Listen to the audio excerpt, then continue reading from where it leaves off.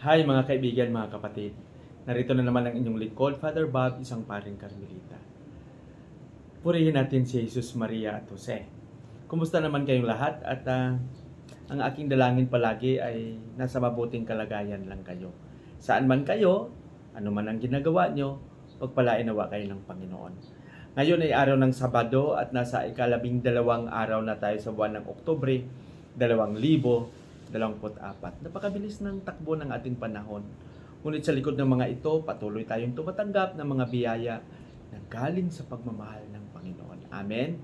Sa araw na ito, ang ating banghilyo ay ibabahagi sa atin ni San Lucas, Kapitulo 11, versikulo 27 hanggang 28. Habang si Jesus ay nagsasalita, may isang babae mula sa karamihan ang nagsabi sa kanya. Sabi niya, mapalad ang sinapupunan na nagdala sa iyo at ang nagpasuso sa iyo.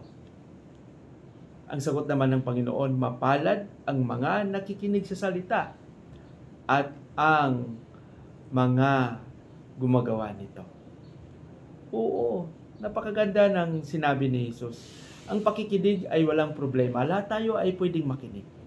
Ngunit ang napakalaking hamon dito sa pakikinig ay kung ating bang isinasabuhay ang mga salitang ating narinig. Amen?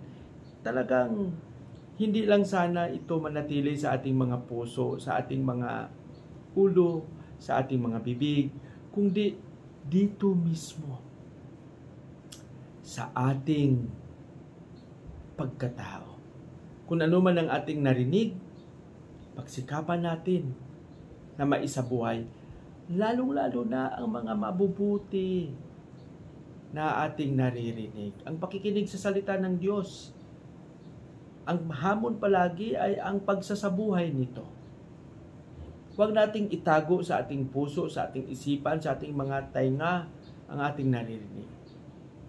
Maging saksi sana tayo, maging modelo tayo, upang sa gayon ay maisabuhay natin ang ating naririnig.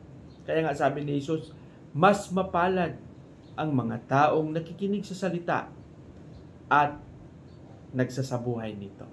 Pagpalain nawa tayo ng Panginoon sa ating panalangin. Panginoong Jesus, turuan mo kaming maging tunay, tapat na lingkod na nagsasabuhay ng iyong salita.